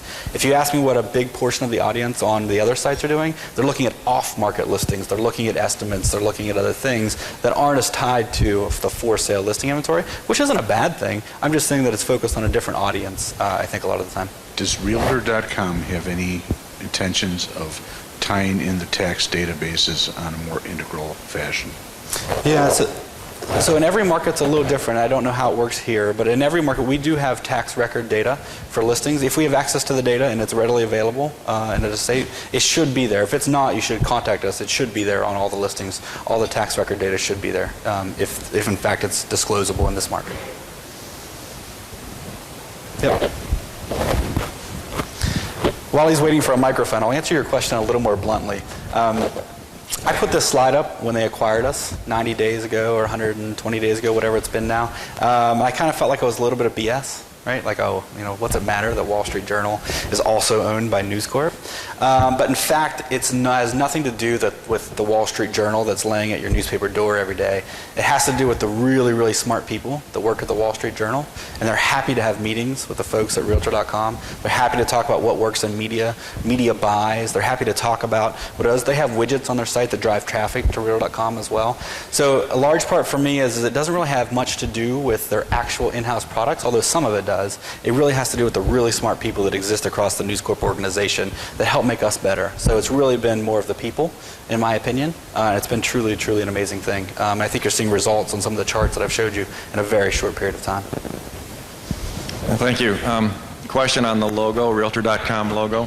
Yeah. You notice all the others are capitalized. Realtor is a capitalized term. I think the Realtor lowercase, is there a reason it's lowercase? Because I think it diminishes the Realtor name. That seems to be more generic. Realestate.com.au is a generic term. And is there a way to get that changed? Yeah, I should bring my marketing research person to tell you the 8,000 studies she did that a lowercase r was better. It's a lot of personal preference in those things, I agree. I will say that there's a lot of work going into the overall kind of feel and brand and emotion that comes with Realtor.com. So I don't know if we're getting a capital R or a small r. I don't know if that's in the works. But I will tell you that there's a lot of energy around the brand because we believe in the brand and we believe in realtors. So it is happening. Thanks for the feedback. We also get a lot of why is it teal colors. So everything's being looked at. Yeah. Does Realtor.com anticipate incentivizing us or penalizing us for deciding whether or not to use Zillow? Penalizing, no. No, not at all. Even at ListHub, right? Move has owned ListHub for almost 5 years now. And in fact, Move also owned Realtor.com. So for the past 5 years, we've been helping grow the audience, grow the amount of listings, grow the frequency, the breadth of data. Everything we've been doing has been trying to help you as brokers, right? So if in the fundamental belief in owning ListHub was the idea that we were giving brokers full choice, we don't change that now, right? So today, brokers have full choice about what they want to do with their listings. Now, you probably saw some brokers who have gone exclusive with Realtor.com. There's been a couple announcements in Inman and other places. So there is a discussion to be had with the sales team about whether or not you go exclusive with us. But ultimately, I don't know how that all plays out. But ultimately, it's your choice. It's your choice as brokers what you do with your advertising and advertising dollars. So there's two real fundamental decisions, whether to distribute your listings or not, and then whether to spend money or not. And we always believe that both those choices are in your hands, but happy to have the discussion. Any other questions on Realtor.com? Rebecca, I think I've gotten to the end of my deck. So you didn't have to look at all 70 of them, but we got close. I will be here after Rebecca and listen to the conversation. I'm happy to answer any more questions I can when I come back up. So, thank you.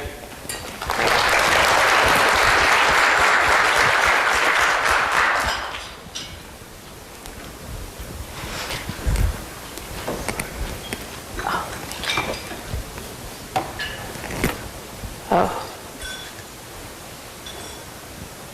Uh-oh. Okay, so that's the end of Luke's. So the next part of the presentation, I just wanted to let you know what MRED is doing with respect to all of this information. I mentioned that we are recording it, but we have a lot more than just today's information and content to give you. And so in that light, we have decided to create a separate website that is called syndication.mredllc.com, and it's also on your agenda, so if you don't want to write it down, you can just take that paper with you. And this website is something that we created to encapsulate all of the syndication information. We will be posting today's video there, as well as a number of other items. So Luke mentioned that in our market, List Hub has around 60 different destination sites that are allowed through the List Hub platform. And all of those sites will be listed on this syndication website, and there is a sign-on, so you as an MRED subscriber can use your login and ID to go in and rate each one of those destination websites. And then if you are debating whether or not to send your listings, you can read the reviews of your fellow brokers, and you can see exactly what's happening with this website, why you might want to choose to send your data there or not. And we also have a number of other resources that describes syndication in general. We have timely news articles. It seems like almost every day Inman is putting up another article regarding MLSs creating direct syndication agreements or taking them away, or new publishers coming up on the List Hub platform, or different brokerages either deciding to syndicate or not to syndicate. It's a lot of information, and so we thought we would put it in one spot for you to access when you have time and you always know where to go within MRED's system. We also have a section that is frequently asked questions, and we will be adding to that. So thank you very much for those of you that have asked questions. We have definitely been writing those down, and the answers will appear here. And if you have any other questions, we will continue to develop this FAQ database. So we also have different items that you can use to have the conversation with your buyers and sellers of why to use certain websites if they want to, what websites that they have options to post their listings on through your brokerage, or why you might not want them to look at these websites. Again, the decision is up to the brokerage and the brokerage's policies as regarding all of the syndication options, and we just want to support those decisions with timely information for you. So I mentioned earlier that MRED is looking at a direct agreement with Zillow, and many of you have already received emails in the past regarding an agreement that has long been standing between MRED and Trulia. And I just want to make it clear that that agreement is going away as of April 7th as well, because they want to have one agreement for all of Zillow Group. And so what we're really debating here is whether or not we should be doing a direct agreement with the Zillow Group. And if so, what should that agreement look like? So this is the form that you currently have to send up with Trulia. And so if we choose to pursue a direct agreement with the Zillow Group, it would look very similar, but you would just need to understand that that information that you put in would power all of the Zillow Group sites. There are also some affiliate sites. Luke Glass mentioned Yahoo as one of the affiliates, and so that's also something that we've been in negotiations with Zillow about, the difference between a Zillow Group and a Zillow affiliate. And basically the short answer there is if the Zillow as a parent corporation purchases another entity such as Trulia, that becomes part of the group. and they would automatically send the data there if you select to opt in to syndicate. However, any of the affiliate websites, such as Yahoo, what we have asked if we sign this agreement is that they must be explicitly agreed to. And so they can't just automatically add affiliates to the network and have your data automatically go there. It would be an opt-in to any additional affiliates outside of Yahoo. So here are some possible terms that have come up, and you know, it's kind of a difficult job to encapsulate all of the terms for just the purposes of this audience. I can tell you that the term sheet that we created with Zillow had pages after pages after pages of legalese, and I just didn't want you guys to be bored to tears. So I have pulled some of the items from this agreement to share with you so you can see what sort of terms MRED has been presented with by Zillow. And so I think it's important first to understand that this would be a replacement of an existing service that MRED has provided via ListHub for years. And so it wouldn't really be something new outside of what we have already done. It would just be a different way of doing it. The contract would have a limited term on it. They have presented us with a 2-year term, and so that's something that we can negotiate. And we believe that we would be able to negotiate more favorable license terms than what some of the brokers out in the market have already put in place. And one of the reasons that I say this is because I've seen some of these agreements. If you choose to go in and directly upload your listings to these websites, the agreements are smaller, quite frankly, than just the term sheet that we have been negotiating. And so we really think that we're pulling out all of the stops, taking all of the best practices from other license agreements that have already been in place, and we're putting them into this agreement. Part of that is a non-compete provision, both with brokerages and with MLSs. And so the agreement would say they would not be giving their real estate license in the MRED market. And they will agree to never charge referral fees. And I mentioned the control over re-syndication or the powered by websites. We would have very tight controls on those as well. Derivative works, they put in the term sheet some of the derivative works that you are familiar with, such as the Zestimate, some statistical packages, because they also have an economist that wants to use the data. But there were very tightly defined definitions of derivative works, and so if we have an agreement in place, if the next new thing comes along, it would not automatically be approved. It would have to be something that would trigger a renegotiation at that point. We feel that it's very important that the intellectual property rights remain with the brokers, and so if this agreement is in place, then you would not be giving up any ownership rights. And again, this is different than some of the agreements that I have seen out there that you might have directly. Was there a question? My question is on your last point. Brokers are indemnified against third-party lawsuits involving listing data. I don't know if this is something you were just about to address, if I jumped ahead of you, but can you give me an example of who a third-party plaintiff might be and what type of claim they would be bringing or could bring? Well, there's been a lot of talk about, is there a lawsuit going to come up maybe from a subsequent seller of a property if that information is inaccurate? Or what about patent information? Any third party that would be looking at the Zillow group of websites that might choose to come after one of you directly because your data is on those websites. And so that's the type of indemnification that they said, if it involves your data on our group of websites, then we will indemnify you. And that is definitely a provision that I have not seen in many of the agreements that are currently out there. Now the second slide has to do with changes to the display that they have offered. They have said if we do a direct agreement that they will ensure that the listing agent will always appear at the top of every single listing. They will link back to the broker's website, and if they have a direct deal with the MLS, they will even allow the brokerage's logo to appear on every listing. The email is something that can be modified by the brokerage, and it can go to a lead routing system or directly back to the listing brokerage or whatever email address that that particular brokerage wants to specify.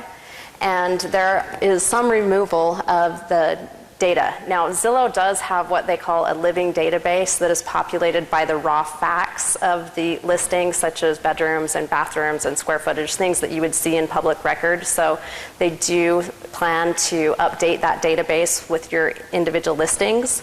However, they have said that they would remove all references to off-market listings. So that would include all but 2 exterior photos, the remarks, the fact that it is a listing, and so that as soon as the listing goes off market would be removed from the Zillow database. And then finally, Paul, did you? Why would they want to retain 2 exterior photos? I think for their living database, so they can identify the property, but that's a guess. So the question was, why would they want to remove all but 2 photos? And finally, they said that for MLSs that feed directly, that they would give a dashboard, so you would still have that analytics information that Luke mentioned, and you can access that information across all of the Zillow Group websites. And so again, if we choose to execute this agreement, that would then display on the new syndication website that MRED has developed. So basically, this is the offer that has been presented, but again, the MRED Board of Managers wants to make it very clear that we want your input. It's up to the brokerages to decide what the next steps are.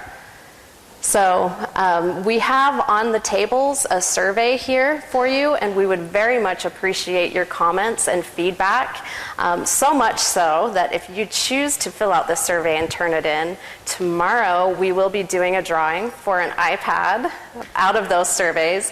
And the reason we're doing that tomorrow is for the benefit of those that are watching via the live stream.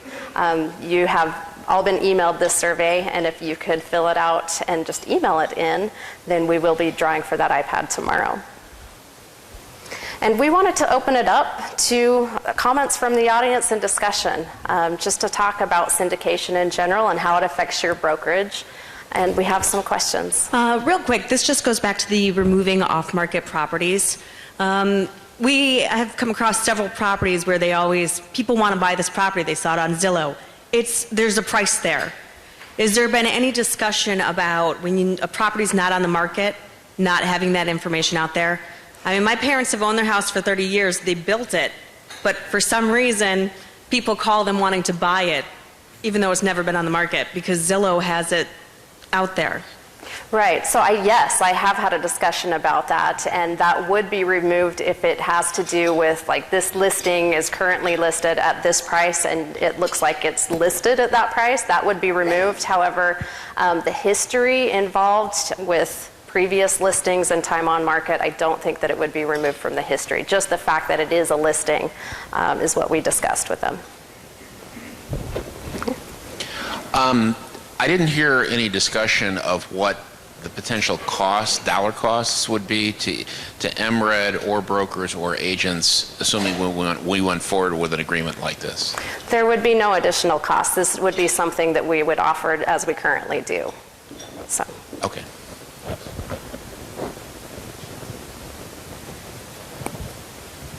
Any other questions? Yes. Oh, great. Is there any way we can get the FSBOs out of there, out of Zillow? I can certainly ask. I don't think that that's something that they would agree to, but it does not hurt to ask. We could try. Yes, we certainly can. How you doing? Oh, there's one over here, Richard.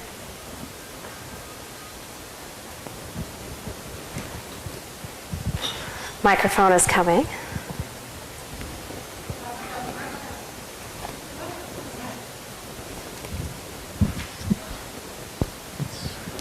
Are you saying that if we go with Zillow, we're going to lose our syndication with ListHub? No. So thank you. That's a great question. As of April 7th, the agreement between ListHub and the Zillow Group will cease to exist. It expired, as Luke talked about. And so at that point, those brokers within MRED that are currently using that as a vehicle to get their listings onto those websites would no longer have that available. And so the question that the MRED board posed is, well, what do we do?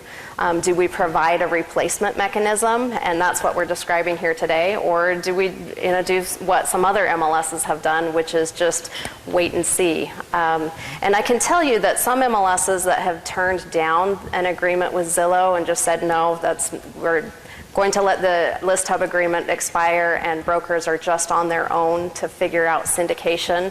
Zillow will be calling those customers and letting them know that. And so that's already happening in some markets, and those customers are calling the MLS saying, thanks a lot for leaving me out to figure this out on my own.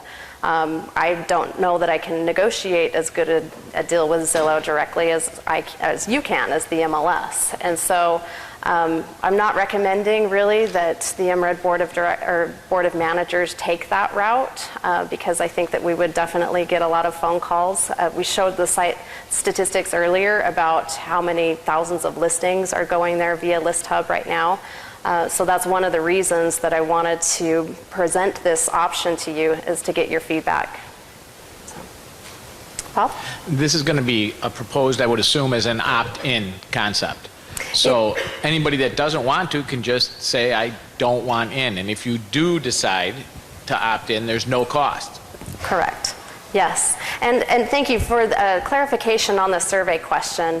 This is something that Zillow asked of us, and we do want to get your feedback, which is currently selections have been made through List Hub to send listings to both Zillow and Trulia. And so they would like us to automatically transfer those preferences over if this deal goes into effect. And so our question is that an assumption that we should be making on behalf of our brokerage, or should we say if we get this agreement in place, they go to zero until each individual brokerage re-opts in to make those choices? And so that's just an explanation of the survey that you have on your table. I spend a lot of time and money developing a realtor business. And last week I showed 6 properties, 3 of which had for sale by owner signs on them. I thought we were a realtor MLS, and can't we require them not to have the words for sale by owner? I mean, they don't have to have a sign, or they could have a minimum brokerage sign, but I don't think that they should misrepresent themselves to the public if they are listed with a realtor to say for sale by owner. Right. You could all applaud. Thank you. That's certainly feedback that I will take back. Thank you. I have a question for you regarding List Hub. Okay, so I get it. As of April 7th, List Hub will no longer be sending data to Zillow. But would it be also fair to say that after April 7th, List Hub will continue to operate? It will continue to send listing data to everyone it did previously, with the exception of Zillow and Trulia? Absolutely, yes. Thank you for that clarification. List Hub will remain and do many new and great things.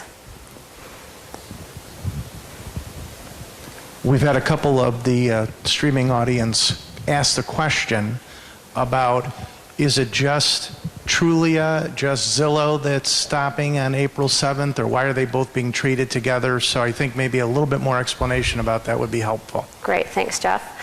So because Trulia was acquired by Zillow, they became part of the Zillow group. And as it has been explained to me, the Zillow group is striving to have one single database on the back end that powers every single company that's part of that Zillow group. And so Trulia is certainly part of that now that the acquisition went forward. I believe they have 2 others that are part of the Zillow group. One is Street Easy, which is more for Manhattan area. And then Hot Pads is their rental side. And then the affiliate is separate, that's Yahoo, and the Yahoo one would be something that would stand alone. If they add any other affiliates, we would have to authorize that. But if they acquired another company that became part of the Zillow group, then that would automatically roll into this agreement. There is a List Hub aspect of why the dates are both April 7th. So we had an agreement with Trulia, but when they were acquired by Zillow Group, that agreement went away. So there was no agreement with Trulia. Oh, sorry. So there was no agreement with Trulia. So Trulia actually took us to court and said that we didn't have the right to terminate the agreement. The judge said we absolutely did. And that when Zillow acquired Trulia, they became one company. So instead of turning them off immediately, we made the decision to go ahead and extend it to April 7th so that you guys had some time to make the decision. So we, instead of turning Trulia off immediately, we extended that date to April 7th. So that's why they're on the same date. Is Zillow offering to pay MRED for our data? You know, there have been some discussions, but that's not where this started. And in the term sheet that we currently have, it's not about the money at all. It's more about the provisions that I've shown you here. And so that is also something that the Board of Managers, you know, I asked them, do we even want money to come back the other direction? Or is that the appropriate purpose of the license agreement? And so I don't think that that's part of the intent. My question is somewhat of an opinion question, and maybe Luke might want to chime in on this. Why do you think that Zillow is playing nice with MRED and slammed the door on ListHub? I mean, I think that they're We're playing. currently in a court case. So They're playing nice with MRED because our customers, we have many in common, I think. So I did ask about, you know, what is termed the three-headed monster, which are those other agents on the right-hand side, and, you know, what would it cost to buy that three-headed monster? And although they wouldn't give me an exact number, they said that they have thousands of customers here that are subscribers of MRED that are buying that and that are getting those leads back out of the website. And so they want to have that accurate data from MRED. It's easier to get it from one source than try to negotiate contracts and get data feeds independently from all of the different brokers. And so those numbers that you saw are shared customers between us. So I think that that's the reason that they would like to do a direct agreement with MLSs first. And MRED is one of a long list of MLSs that have been presented an offer, and many MLSs have already signed a deal with Zillow, especially some of your larger MLSs, such as the largest MLS in the nation, which is CRMLS, California Regional. They have, I think, around 70,000 subscribers, and they have signed a direct deal. MRIS, which is out of the greater Washington, D.C. area, has signed a direct deal. I believe my Florida Regional. There are a lot of regional MLSs that have already gone down this path. And so it's not a surprise to me that they would approach us, and our Board of Managers just wanted to make sure that we were incorporating the feedback from our brokers before we did anything. And so that's why we have not purposely signed anything. We wanted to have this event first. Becky, Piero here. First of all, I would like to thank you for today. This is an awesome way to share with us the upcoming changes. Thank you. It's still my voice or the microphone? Maybe I'm losing it.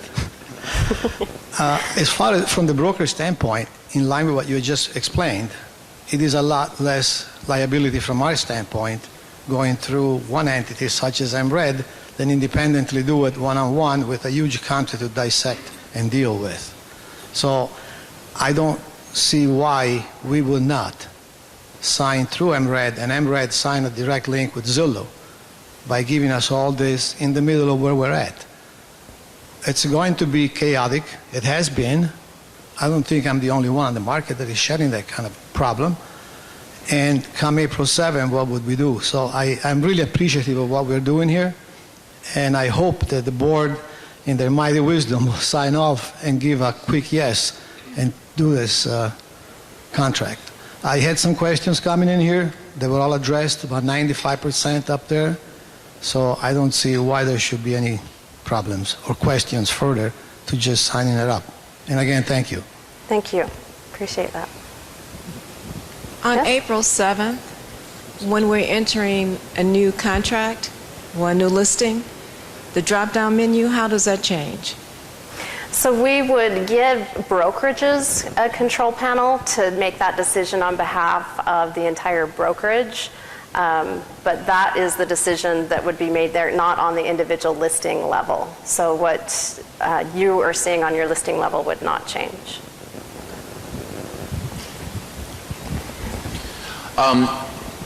Given the fact that ListHub will no longer be syndicating to Zillow and Trulia, and I assume that it's correct that that we do not need to use ListHub to get our listings on Realtor.com. Is that correct? Correct. Okay. Yes, Realtor.com for a number of years, as Luke said, it's just kind of the way the industry has evolved. Realtor.com has a direct agreement with a number of MLSs, including MRED, and it's an opt-out agreement, right, meaning they get everything unless you say no, and then we pull it. Good. That's what I thought. My question and the third foundational fact is that, according to your slides, Zillow, Trulia, and Realtor.com are the 3 most trafficked websites out there. It seems that ListHub has just taken a major hit to their value proposition by virtue of the fact that ListHub will no longer be sending listings to Zillow and Trulia. So, I mean, is ListHub going to be cutting their fees to reflect that? Do you want to come up here, Luke? We have a nice chair for you. What was the last part of your question? My question is ListHub seems to, by virtue of the fact, okay, you used to send listings to Zillow and Trulia. You are not going to be doing so anymore. Yeah. According to your own slides, and I hate to use them as evidence against you, but it is what it is, you're no longer going to be sending listings to Zillow and Trulia, okay? It's nice that you're still sending them to Baltimore Jewish Life, but, you know, it really is not some big exposure. It seems to me ListHub has taken a big hit to their value proposition. So 2 points. One, someone asked how we made money earlier. I will state that we made 0 money from Zillow. So Zillow actually didn't pay as part of our 4-year agreement with them. So when Zillow leaves our platform, we'll actually make $0 less than what we made before, so from a revenue perspective. I talked about incorporating all the metrics on the Nielsen side of our business. So all of the metrics will continue to be on the report. So all the value that we derive on the reporting side of our business will continue to be there. All the other 70 locations that we help you get your data, whether it's into your back-end system or Fannie Mae or Homes.com or all the other sites, continues to stay in place as well. So from our perspective, the business is still strong. The business has no real downside to the extent that everyone who's using reporting can still have our reporting products, and everyone who wants to distribute their listings broadly can. If you don't want to distribute your listings broadly through ListHub, you can log in today and turn that off. So it's totally up to you how you want to do it. So if you don't want to send to the small niche sites, don't send to them. Totally your decision. Well, and talk about revenue, you may not get any revenue from those players, but you do get revenue from me because I am one of your customers. And one of the primary value propositions I saw, and it caused me to sign up as a customer with you, was the fact you would be distributing my listings to Zillow and Trulia, which... You don't, just to be clear, you don't pay me for that. So for free, to the MLS and to the brokerage community, all 55,000 brokers, for free, we help distribute your listings with lead routing and all the photos and everything you wanted. You only paid ListHub if you bought the reporting from us. And the point is that all the metrics will continue to be incorporated. We're working on the process right now to incorporate all those metrics into the reports. So you did not pay me as a broker to help distribute your listings. It was a free service that we provided to the MLS and to the brokers as a platform. So we didn't make any money from the brokers who just used the free part of our product, which was all the listing distribution, all the FedEx side. So we effectively did FedEx at no cost to you. I appreciate that. Thank you. Yeah, good. I was just wondering, do you think you're going to get this all done by April 7th, or is it possible there'll be some lag time in between? Well, the terms that you have seen today, we can have done. The system changes. Dyna Connections is wonderful. I know you all know that. They have assured us that they can have that done. And so really, if everything stays as presented, absolutely we can have it by then. But again, we did not want to make assumptions here. And so we wanted to see if there were things that we need to address that we hadn't thought about. And then, depending on that answer, it may or may not be ready. So, I'm Jeff Gregory, and to talk about that date, we would have never been here today or made that April date if the lady on stage didn't act in a volunteer capacity prior to her 3-week start date. So from the board's perspective, thanks for your volunteerism. Thank you. There was a question earlier about revenue, and as the board and the direction we're going in our thought process, but part of why we want you here is we're not thinking this as a revenue source. What we're trying to look at is to say, hey, what can we do for you in terms of negotiation? What can this look like? And so many things. You're going to go over some of the visuals. Are you going to go over any of those that we talked about yet? No, I just have the term sheet that just talks about the listing agent up. Right. One of the things that came up in our board meeting was having the listing agent on top. You know, you always have the 3 agents saying, hey, call these people. So part of our conversation was we want the listing agent at the top and those sorts of things. So our job, we think what our job is to get the best terms for the listing agent and the listing brokerage as possible. MRED is financially sound, so I think it would be better for us to take the direction of getting better terms for all of you rather than getting money into the organization. But again, I lead the discussion. I don't get a vote. They don't let me vote because there aren't ties. We're pretty much unanimous on our direction. But give us some feedback if you can think of other things that you would like to see in terms of ways to focus on your listings rather than have those 3 people who have the advertising space purchased. And Rebecca is correct. We did try to pursue getting those 3 names off of there, and quite honestly, we were told there's no way your organization can afford it. It would be millions of dollars per year. So, but thanks for all of your feedback, and we look forward to getting some more. Thank you. And just to piggyback on that comment, which is one of the items that the Board of Managers asked me to negotiate with Zillow is having the listing agent be larger than the other agents that are purchase positions on each listing. And so I did talk to Zillow about that, and they said that they would not be willing to do that. So that's part of the reason that there is no graphic there. So. I, for one, would like to stand fast with what you just said. Across the state, for the longest time, we require the broker to be listed on listings. If we don't take a prominent place on listings on the internet, we've lost that position. And I, for one, think it's a very valuable position to maintain. Great. Yeah, and what they have agreed to is to make the listing agent always the top agent and identified as the listing agent ahead of those other agents that they sell spots to. And then also, if the MLS chooses to do a direct agreement, they would allow the actual logo of the brokerage to also appear on the listing, which is not something that you currently have today.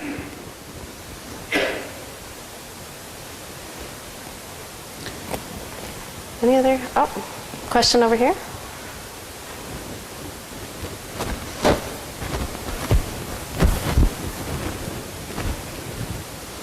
Hi. As you assess this, what did you see as some of the potential negatives of proceeding with a deal with Zillow?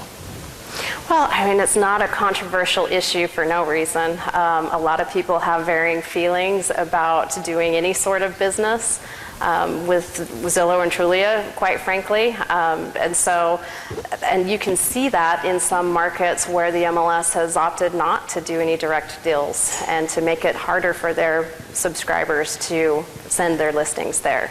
And so I'm sure that there are going to be those brokers in the MRED market that say we shouldn't do that. So that would definitely be one of the negatives. But to counter that argument, I would say, well, we are already facilitating that through ListHub. And so to not pursue this deal would be to take away something that we're currently doing. And, you know, as an MLS operator, I'm not real keen on taking away services that people use. So. I do have one more perspective on the question about the opt-in nature of it. Some cautionary things. So we surveyed a lot of brokers when we were making these decisions about what they were going to do. For antitrust reasons, I won't share with you the results of those surveys. But you should really understand your audience. The idea that because someone in ListHub under a set of terms 3 years ago decided to send their listings, that you then port that over today under a new set of terms and a new agreement, I think will create some issues for certain brokerages who are looking at this as an opportunity to potentially stop syndicating. I think second, I talked about the lead routing. So any broker who's set up the lead routing tools and lead routing to get to their lead desks or to route leads internally, when you switch over to an automatic opt-in, you won't have that lead routing email address. And so without without their knowledge, leads will start going direct to their agents until you have that functionality built. So that's why an opt-in makes more sense, because then they can opt in and change it on the sites at the same time, so there's no interruption. Also, porting over selections is under a new agreement. I mean, it's not the ListHub agreement anymore. They made those decisions under some separate agreement at a different time and place. Third, there's another one. So with the franchises and the duplication, right? Perhaps during the trumping things, how it was working before will change, depending on what the trumping rules would be in your agreement. It may override the franchise feed, which, like if you're a Keller Williams person, now multiple heads are going to show up when they didn't before. It's going to create a big headache for you downstream, and not to mention the fact that just categorically that broker made that decision under a different set of terms than what you have, and whether your terms are good or bad is not my decision, but it is a different set of terms by which that broker would be making the decision. I think you'd be better served to have them understand what they're doing.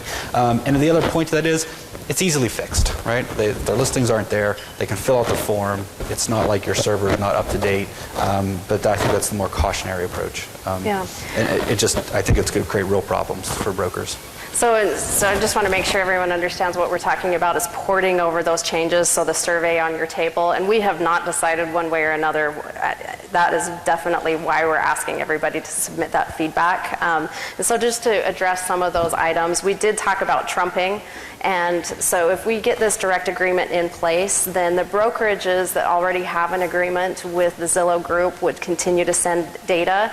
However, the only thing that would be trumped would be the status and the listing price, which is deemed to be more reliable when it comes from the MLS rather than through a system. However, if you already have an agreement that sends everything out, maybe different photos or virtual tours or what have you, that would remain. And so the lead routing, again, they did say that they would allow the brokerage to specify where those leads go to, whether lead routing system or directly to the agent. So that is something that Luke is right, would need to be set up or reauthorized. So those are just a couple of issues that we have talked to Zillow about on this agreement. I have my own question. If MRED does enter into this agreement with Zillow, am I correct in saying that the terms would only apply to those brokerages who opted in through the MRED agreement portal, or would it apply to all MRED brokerages? It would be completely opt-in through the MRED. So if I know that a number of our brokerages are not using ListHub currently to syndicate. They have already created a direct deal through Zillow. And so those deals would remain in force and in effect. But what would change is that the other brokerages that are using ListHub would have a different option than what they have today, under different terms than what we had when they were syndicating through ListHub. And so I know that I've talked to some brokerages here that are saying, well, maybe we were able to negotiate better terms via MRED than what their brokerage currently has. So I wouldn't be real surprised if some of those brokerages migrated their agreement to go through the MRED system. But again, it's all the broker's choice.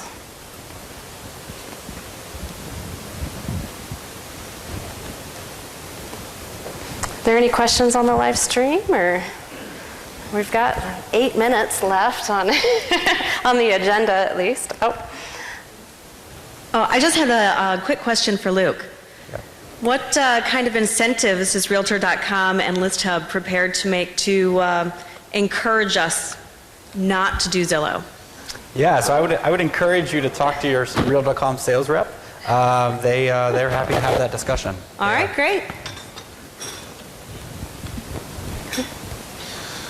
Given the fact that some agents and brokers would want to have their listings displayed on the Zillow group and other agents and brokers would not want to have their listings displayed on the Zillow group, and the arrangement you're seeming to put together here would allow those who want their listings displayed to have their listings displayed and those who don't want to have their listings displayed to not have their listings displayed, that would seem to solve about 90% of the problems here. What am I missing? No, that's a great point. Again, it's just an underlying philosophy, I think, of whether or not the MLS should be putting this agreement in place. In some markets, it definitely has a different flavor of the conversation than you've heard here today.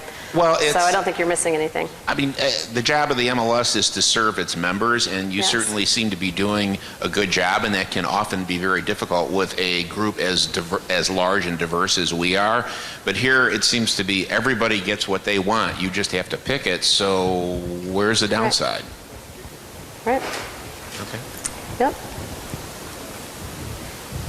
Great. I do have a streaming a question or two that's come in. And by the way, there have been a lot of emails from people that are watching on the streaming, but it's mostly comments versus actual questions. And most of them I could read, but some of them I can't. But a number of people have asked about rental properties. Are rental properties included in this along with the for sale properties? Yes. Great question. We had another one come in. Links back to broker's site. Is that part of this agreement? Or? Yes, a link back to the brokerage website and display of the brokerage's logo would be offered through the Zillow Group if we get this in place. That is on the term sheet. Yes.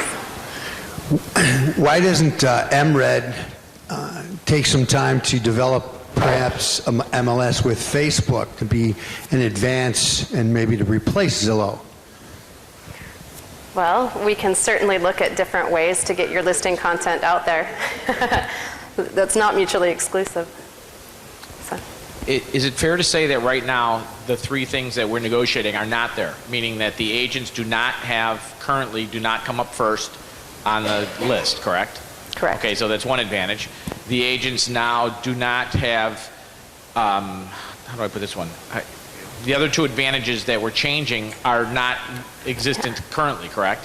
Right. So here are the items that would change the display. So the listing agent always on top, the link back to the broker's website, so the logo. The brokerage logo is not available today unless Correct. you pay for it, correct? And so what they've told me is that only through a direct deal would they offer to give that to all of the brokerages. And then again, the same concept being the linkage. Today you cannot link directly to the broker's website unless you pay for it. Well, I think that ListHub does allow some. ListHub does, but I don't think Zillow directly connects it. Yeah, two nuances there. One is if you were using ListHub, they had to put a link on there. Right. The second question of that is always the SEO friendly or SEO not friendly link, which is something we should discuss. And then the third component is that listing agent, if you've claimed your profile on Zillow, then it's always going to be at the top whether or not you had this deal or not. I think is what they're saying is when they do like ZPro deals and others, and you'll have to confirm this with Rebecca, which is they'll auto-create agent profiles. So ListHub's perspective was, I don't know, if an agent didn't claim their profile, was it my job to claim their profile and make sure they got on the top, or was that their job? Was it your advantage that you filled out the profile? So it's just another one where as an MLS, do you want to auto-create the profiles and put that up the top? Or do you think your brokerage is better than the others and you'd rather just tell your agents to fill out the profiles? So that's another nuanced area. I'll also say that frequency is a discussion that you should have, which is, not every broker believes they should update the sites on every 15 minutes. Some think once a day, some think once every 2 days. But it's another decision point you should think about. I mean, the default in ListHub was always going to be the most frequent, but some brokers believe they should do it less frequent. So these are features and functionalities you probably won't have by April 7th, but things you should think about in the long term potentially. How often is ListHub updating today? Right now it's every 6 hours. So when we surveyed our brokers, it never came back as their top request was more frequent updates, because really that more frequent update only happens when you first list the property. That's the only time that really matters, and then a price change. So when you talk with most agents, 6 hours, 12 hours, does that really matter? Some say yes, some say no. So at the end of the day, it never rose to the level that we thought was needed to put in a lot more effort to move more frequently, but it depends on the brokers. The area we are heading, by the way, with ListHub for all the other publishers will be the ability for brokers to choose. You can choose every 15 minutes or you can choose once a day. You can pick what you want to distribute, and the other is you can pick the breadth of the data that you want to send. But those are new features that are coming soon, not today. Great. Thanks. Can you speak on the particular hang-ups in the negotiations between MRED and the Zillow Group that you feel might be not in the best interest of the members that are causing an agreement not to be reached? Well, so the terms that you've seen up here are something that they would agree to, and so if everyone likes them, we could get that deal done. But we have proposed different terms to them. Jeff Gregory mentioned one, which was having the listing agent have a larger placement. Some MLSs have wanted to do a truncated feed and so not send everything, and they pushed back on that and said no. Some MLSs wanted to put watermarks on the photos that included the agent's photo and contact information, and they pushed back on that. And most of the reasons that they cited for that is they are a consumer website and consumers don't want to see that, and it makes their website look ugly. And so they weren't willing to change their product. And so those were things that they definitely pushed back on.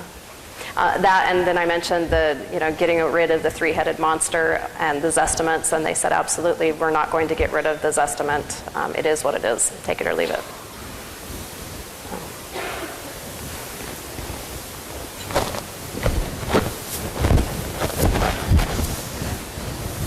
Will there be any way to change the estimate for the agent?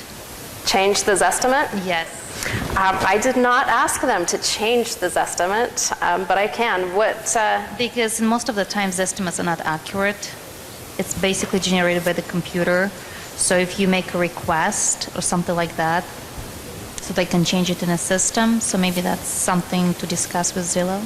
Okay. They did say that doing an MLS direct agreement would improve the accuracy of the data on their website, because MLS data is quite often more up to date than what you have in a brokerage system. However, we did not talk specifically about changing an individual's estimate, but I'm happy to ask. You might have answered this already, but how long will Zillow do, or when will Zillow refresh, or how often will they refresh the feed from MRED? So they want the feed as current as we give anyone else, and so with our RET servers and Dyna connections, I think it's every 15 minutes that we can give them the update, and so that's something that they have requested, and then we can also enforce that they update data. And then I guess I didn't mention this earlier, but they talked a little bit about some analytics reports that the MLS can use to make sure that the data is accurate. And Luke mentioned in his presentation not only about trumping order, but the MLS reference file. So if you have multiple sources of listings going on that website, which one should trump, and how would the MLS know which source of data is being presented on Zillow's website. And so part of the reports that they would give the MLS is more insight into where did that listing come from and how come it is still showing, this price versus this price, or different photos, what have you. So those are some of the tools that we would have if we executed this agreement. Zillow is not accurate most of the time. Their estimates are not accurate, but by a lot. And also, way off. Anyhow, ListHub, did I hear you say that they will not accept FSBOs ever? So ListHub, we do not access any FSBO content. So all the content that we access is either MLS connected or broker connected. So there is no FSBO inventory in ListHub today, nor is there any FSBOs on Realtor.com today. And no plans to ever accept? No, we still have the... I neglected to say that when Move was acquired by News Corp, the operating agreement that's in place with the NAR has stayed in place. So there is still an operating agreement between RIN, which is the NAR subsidiary, and Move Inc. that prohibits that today. So yes, no, there is no plans to put for sale by owner properties or auction properties or pre-foreclosure properties or foreclosure properties or distressed things that aren't actually for sale on the site today.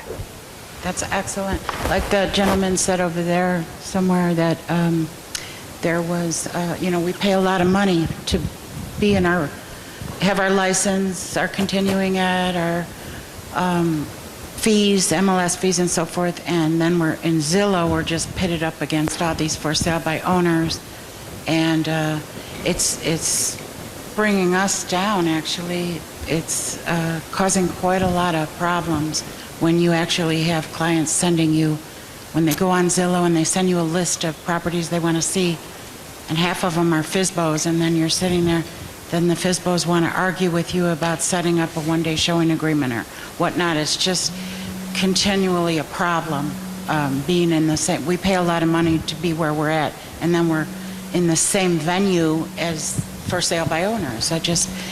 Do we have a little strength in getting that out of there? Maybe you should accept their money, Zillow's money, give it to List Hub, and then later down the road tell them you won't charge them anymore if they take their FSBOs out. All right, that's it. Rebecca, has a truncated data feed or a delayed listing feed been discussed in the negotiations with the Zillow Group? Yes, absolutely. We discussed that, and they said that they would not accept a truncated feed. They just flat out said, we won't do that. So we pushed back because we knew that another MLS had tried that, and they said that they were out of agreement. And apparently what happened in that market was they had a truncated data feed going through List Hub, and then Zillow said, no, we're not going to accept that feed. And so brokers that still wanted to have their listings appear on Zillow switched to the Point 2 platform, which is another type platform that is used to syndicate data. And that was the full, but then List Hub purchased Point 2, and here we are. So that's a long way of saying, yes, we discussed it, and they said no. So truncated feed is limited photos, maybe only sending a couple photos and then having a link back to the broker's website to see all of the photos, or to the MLS public website, or maybe only sending the first 50 characters of the remarks field, or maybe limiting the actual depth of information sent on any one listing. That's something that I believe RealTrax did, and that was the result, as they said no. The elephant in the room. Is there any doubt in your mind that at the end of the day, Zillow is looking to be the national consumer database for real estate? They have a national database, and they absolutely target consumers, yeah. To the detriment or replacing what people consider the strength of the MLSs? And that's one of the reasons that we felt a non-compete is important, a non-compete both with MLS and with brokerages, to try to allay that fear. And then also, quite frankly, a term on the agreement. This is not a perpetual license agreement we're talking here. And so if we don't like what happens a year or two from now, then we have some control. So, Paul?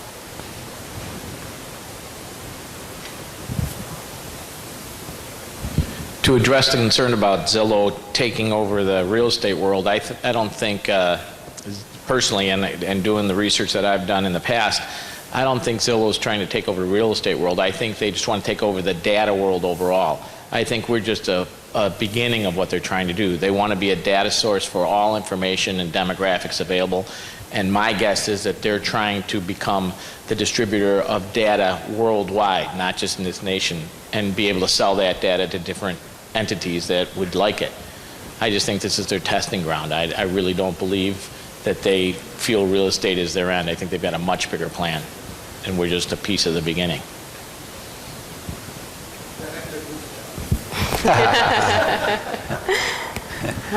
Rebecca, any of the issues that they've said no, and of course, when you have your idea, it's always the one you have trouble letting go of, like I do.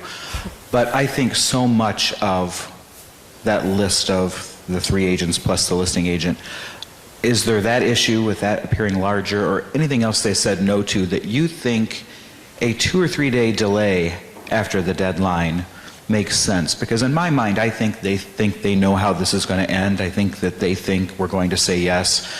And perhaps that's why we're not getting some of the concessions perhaps we might get if the deadline comes and goes and they all look at each other and say, oh, I guess we have a little bit more work to do. Because I think we can agree they have a sales force big enough to call every one of our brokerages and say, your MLS is so awful, you're never going to believe what they did. They turned off your feed, so now you have to do.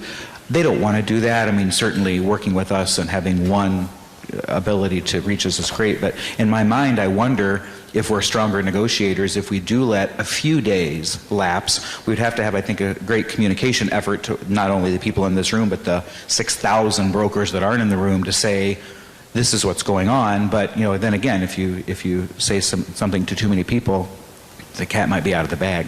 Right. Well, it's something that we can definitely try. I know that other MLSs have taken basically that same philosophy and said, let them come to us after April 7th and see what the terms are there, see if they change. And those MLSs are being inundated with phone calls from their subscribers who have just received an email and a phone call. And so that's something that, yeah, definitely we would have to get in front of, because, I know that the snow accounted for a little bit reduced attendance here, but getting out to all of MRED's brokers would be quite an effort. And I'm sure that an 80-20 rule applies somewhat. So there might be some people that just didn't listen to any of our messages, didn't know about the site, that would still get the phone call and call us and be upset. So, that's something that we have to weigh.